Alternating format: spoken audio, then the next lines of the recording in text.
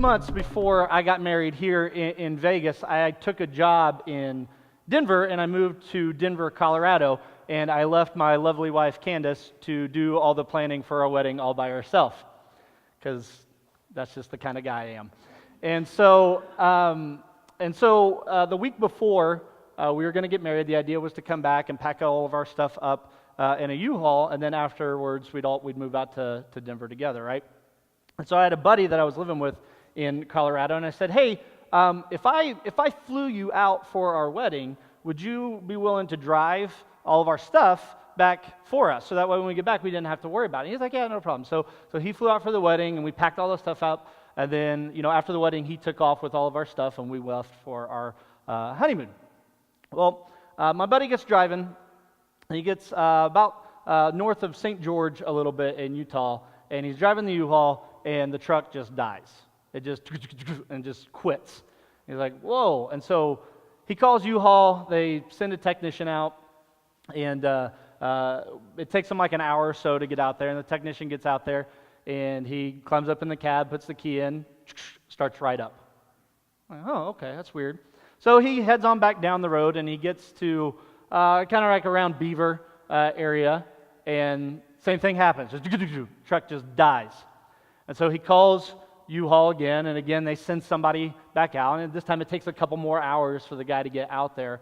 And he climbs back up in the cab, he puts the key in, starts right up. Now apparently what was happening is we got married in the middle of summer, so it was so hot while he was driving that the liquid gasoline in the car was turning into a vapor before it reached the engine, and it was vapor locking the engine. It was causing it to seize up. I had to look all that up. I have no idea what any of that means. So if some of you are like car people and you're like, that's not what vapor locking is, just pretend with me, okay? Pretend like I know what I'm talking about. Whatever was happening, the truck was dying, but in the meantime, when they'd give it time to rest, time for everything to cool down, it would start right back up again. But they didn't know that. They didn't know what the problem was. And so my friend, he didn't know what to do, right? He was taking this truck, and every couple hours it would just die on him. He didn't know what to do. And so he asked the guy, what should I do? What should I do? He didn't know what to do, so he asked him, what should I do? And the guy's response was this: well, I say you go for it. That was the advice he gave my friend. Your truck is dying every 2 hours, but hey, you've got 6 more hours to go. I say you go for it. Well, so he makes the turn onto the 70. He gets going. I don't know if you've ever made that drive between here and like West Colorado or Denver. You make that stretch. There's this town that you come to called Richfield. And when you reach that town, you're going to see sign after sign. You know what I'm talking about. You've done the drive, I could tell. Sign after sign that says, hey, listen, for the next 120 miles, there is nothing. Nothing. There is nothing there. So if you don't have gas, if you don't have food, stop now and get it. Because if you run out between here and the next town is Green River, there is nothing. Hey, baby, would you throw me that water that I grabbed? I'll just walk over and grab it. Thanks, Scott. So it says, and you'll see it, sign after sign after sign. Please, there is nothing. Well, of course, he gets going. He gets halfway between Richfield and Green River, and guess what happens? Anybody can take a guess. Take a wild guess what happens. The car dies. Go figure, right? Yeah. And so the truck dies. And so finally, he calls me, right? I'm on my honeymoon. It's evening time. I don't want to talk on the phone, but I get it. I see who's calling me, and I realize, like, I'm going to have to take this. And so he explains what's been going on, what's happening. He explains the advice that U-Haul gave of just go for it.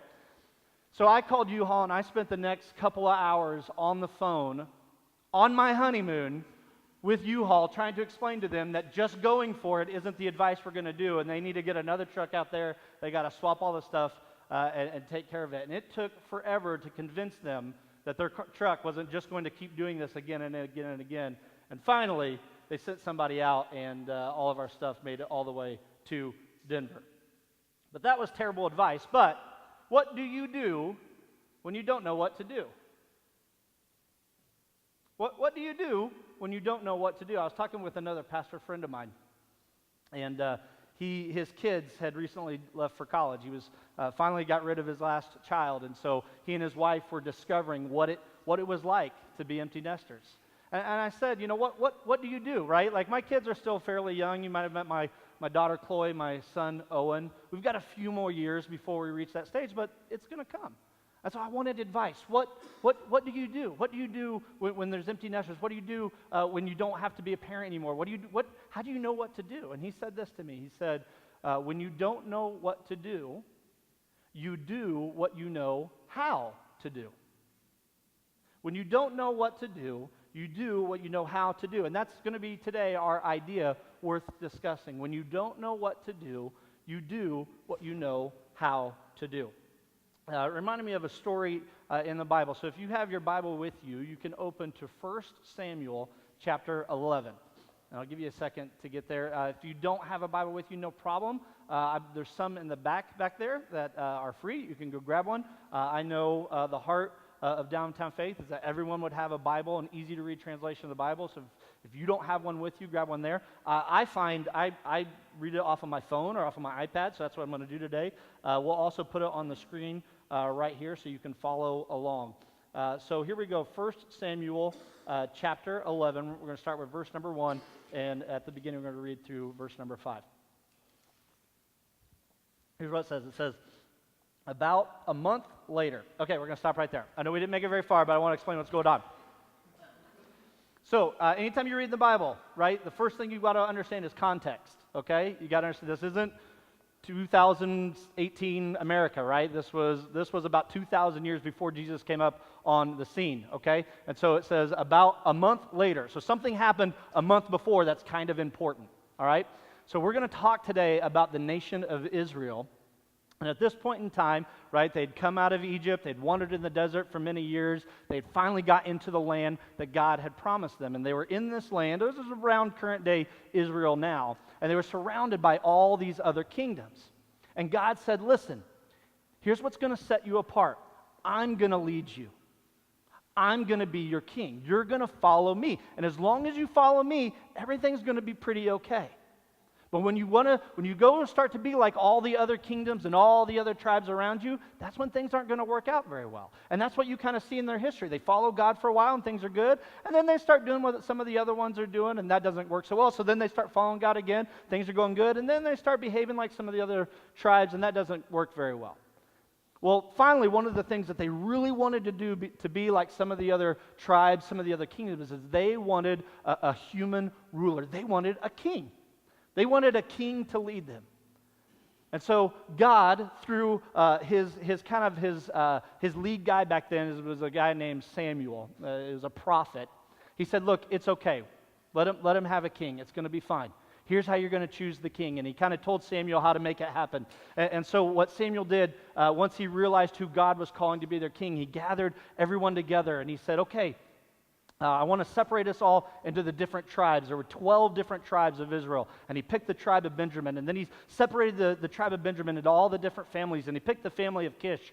And finally he said, it's going to be Saul is going to be our king. And he picked Saul because the Bible says that Saul was the most handsome man in all of Israel. That he stood head and shoulders tall than anyone else. Remind you of anybody? Just kidding. And so they picked Saul. It makes sense, right? If you're going to have a warrior king lead you, you're going to pick the tallest, strongest, most handsome guy to do it. Sure, makes sense. So that's what happened the month before, all right? Now, when neighboring tribes heard about this, they're like, whoa, what are we going to do about this? What are we going to do about this new kingdom having a king?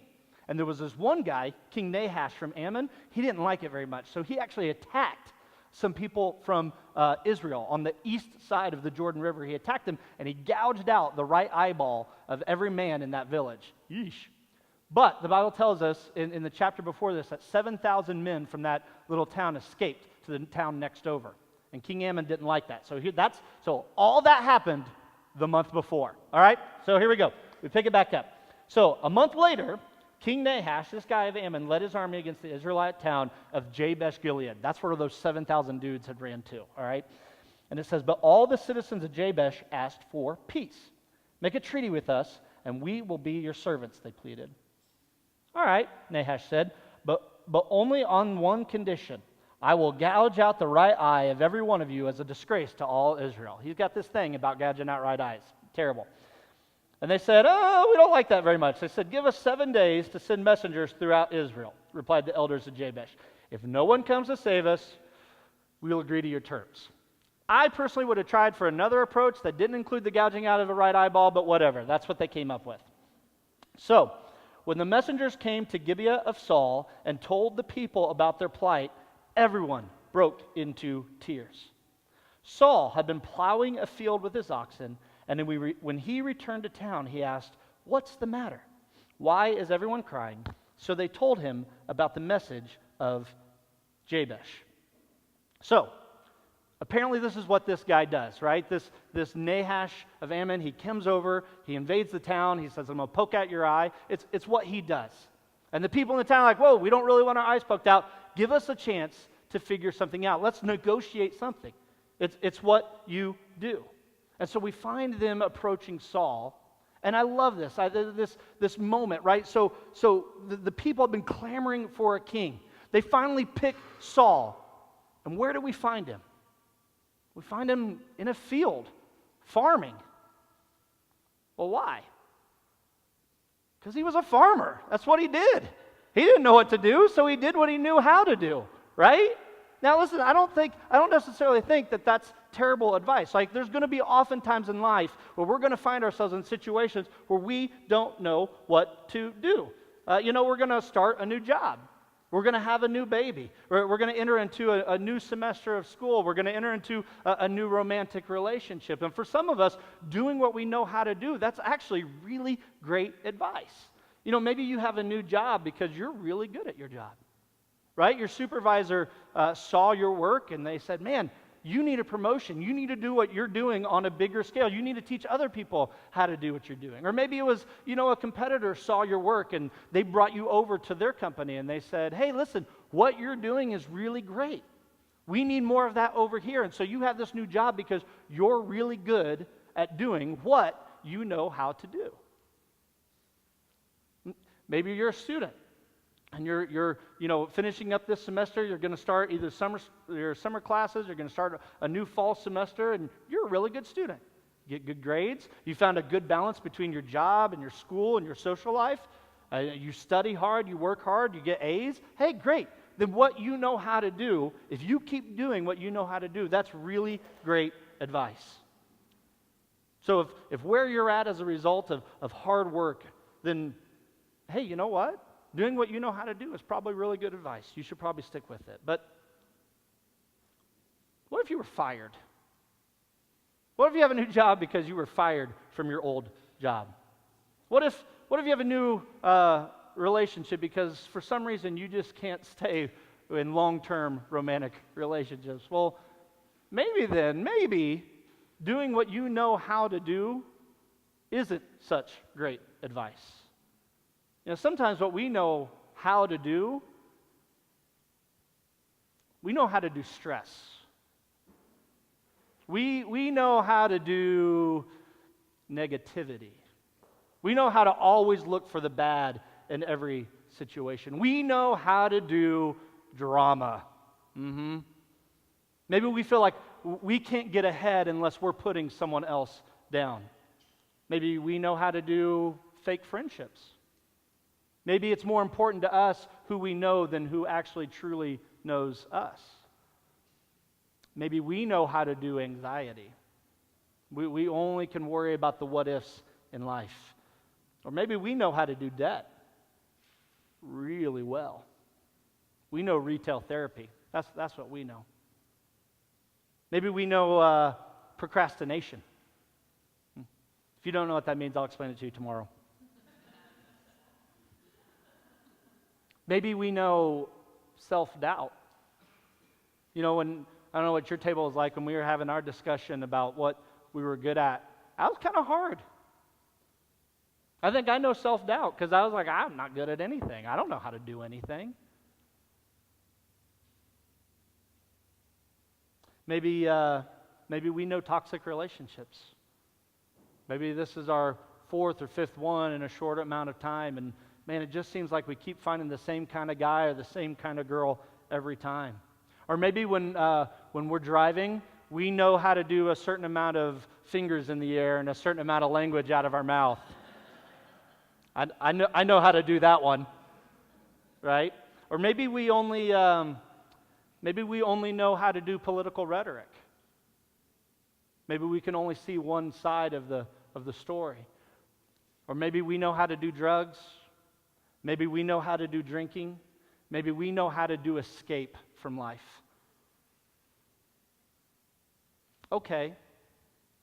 That's what we know how to do when we're doing what we know how to do. But what do you do when you don't know what to do and you can't do what you know how to do? What about when life throws you a curveball? What about when that loved one gets sick? What about when you flunk out of school?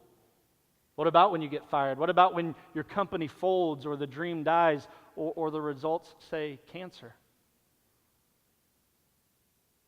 But what do you do when you can't do what you know how to do? Well, let's keep reading. Let's see what Saul does. Picking up in verse 6.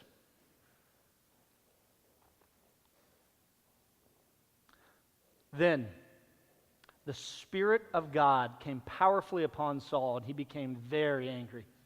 He took 2 oxen, and he cut them into pieces, and he sent the messengers to carry them throughout Israel with this message. This is what will happen to the oxen of anyone who refuses to follow Saul and Samuel into battle. And the Lord made the people afraid of Saul's anger, and all of them came out together as one. And when Saul mobilized them at Bezek, he found that there were 300,000 men from Israel and 30,000 men from Judah. So Saul sent the messengers back to Jabesh Gilead to say, "We will rescue you by noontime tomorrow." And there was great joy throughout the town when the message arrived. I imagine there would be. The men of Jabesh told their enemies, "Tomorrow we will come out to you, and you can do to us whatever you wish." A little cocky, but okay. But before the dawn the next morning, Saul arrived, having divided his army into 3 detachments. He launched a surprise attack against the Ammonites, and he slaughtered them the whole morning. And the remnant of their army was so badly scattered that no 2 of them were left together. And then the people exclaimed to Saul, "Now where are those men who said, 'Why should Saul rule over us? Bring them here, and we will kill them.'" But Saul replied, "No, no one will be executed today, for today the Lord has rescued Israel." And then Samuel said to the people, "Come, let us all go to Gilgal to renew the kingdom." And so they all went to Gilgal, and in a solemn ceremony before the Lord, they made Saul king. And they offered peace offerings to the Lord, and Saul and all the Israelites were filled with joy. It says that the Spirit of God came upon Saul, and he slaughtered his oxen.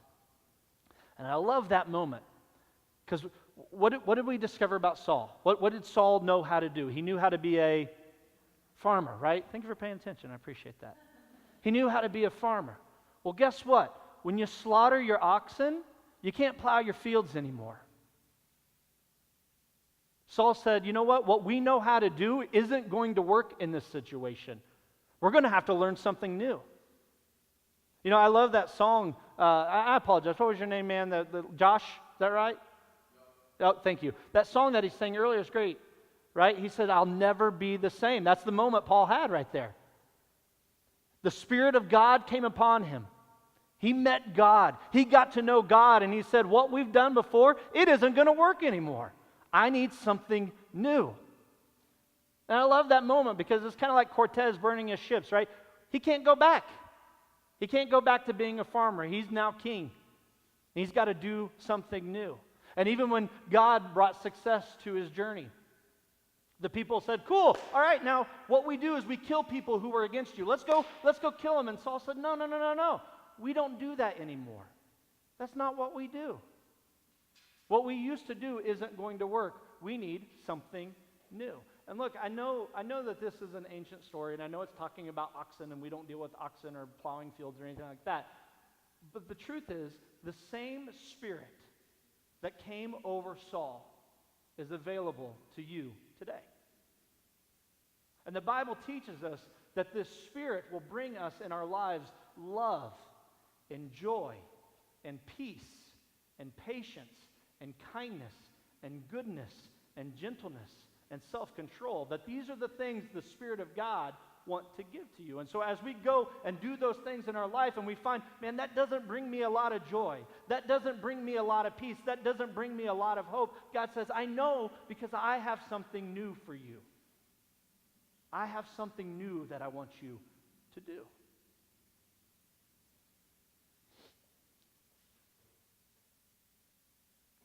Jesus, there's a story about Jesus found in John chapter 21. And it's after Jesus rose from the dead. And he goes to meet his disciples, and I think it's interesting because he finds his disciples fishing. Why? Because they were fishermen. Because they didn't know what to do, so they did what they knew how to do. And Jesus met with them, and he says, listen, do you love me? Then lead my people. Do you love me? Then love others. A couple chapters before that in the book of John chapter 13, he says, listen, I've got something new I want to teach you. He said, love each other. Love each other. And he says, this is how people are going to know that you belong to me. It's weird. I would have figured it was by our Facebook posts. Funny. But Jesus said, no. People are going to know that you're one of mine by the life you live, by the way you love others, by the way you show joy and peace and hope in your life. So how do we do that? How do we learn to do something new? Well, honestly, for some of us, we need counseling. Some of us, we're going to need therapy. We're going to need training on how to date, how to find more value in ourselves. Some of us are going to need professional help with some of those things, for sure. But the truth is, a lot of that are spiritual issues. They're spiritual issues. And I know we're going to say, okay, I get it. We'll try harder. We're just going to try harder. We're going to just try to do it better. No, you don't try harder. You get to know Jesus better. That's how. You want to learn how to do it new, you get to know Jesus better. I have found personally, one of the best ways to do that is by memorizing Scripture. And there's one I want to share with you today. If you're the kind of person who writes stuff down, man, start writing this down, okay? Start saying this every single day, all right? 1 Peter chapter 5, verse 7, it says, give all your worries and cares to God, for he cares about you. Start there. I have a friend of mine in South Carolina. On Friday, his boy, 7 years old, was out playing, and a rock fell on his hand. A big rock fell on his hand, and it crushed his like these 3 fingers of his hand. And they had to rush him to the emergency room in their little town, which wasn't big enough, and so they sent him to the big medical center in Columbia where the university is. And ended up, they had to have surgery. They went to a pediatric hand specialist. They had to remove some of his fingers. They had to pin some other, and honestly, they're just praying that what they did will keep, and if not, they're just going to have to keep removing more of his hand, more of his fingers. And, that's tough. That's not something you script, right? Like, that's not something you're like, well, I bet on Friday we're going to have this massive medical issue. It's going to take a lot of my time, right? That's going to stress anyone out. And as I was texting back and forth with him, and I'd say, hey, man, I love you. We're praying for you. We're praying for your boy. Is there anything we can do? We love you. We love you. He'd say, yeah, everything's, we're doing whatever they tell us to do, 4610. Yeah, I know. We're going to make it through at 4610. Here's the update. Surgery scheduled tomorrow, 4610. Here's what's going on, 4610. And he kept typing these numbers, 4610. And at first I was like, I don't know what that means. But after it happened more, I was like, oh, okay, he's quoting Scripture, obviously. And I figured it out. He's quoting Psalm 46:10, and I looked it up. It says, be still and know that I am God. You see, for my friend, when he didn't know what to do, that's what he knew how to do. He didn't know what the future holds. He didn't know what's going to happen with it. But what he knew how to do was to be still and know that I am God. So he didn't know how to fix his boy's hand. He didn't know how to alleviate the pain. but he knew how to trust in the one who could. Be still and know that I am God. Guys, that's what we're seeking here. That's the kind of God we believe in. That's the kind of God that we get together to discuss every single week. The kind of God that can bring you hope and purpose and meaning and love and joy. And so, kind of that final part of the idea worth discussing, when you don't know what to do what you know how to do. So, what do you know how to do? Where do you turn when you don't know what to do?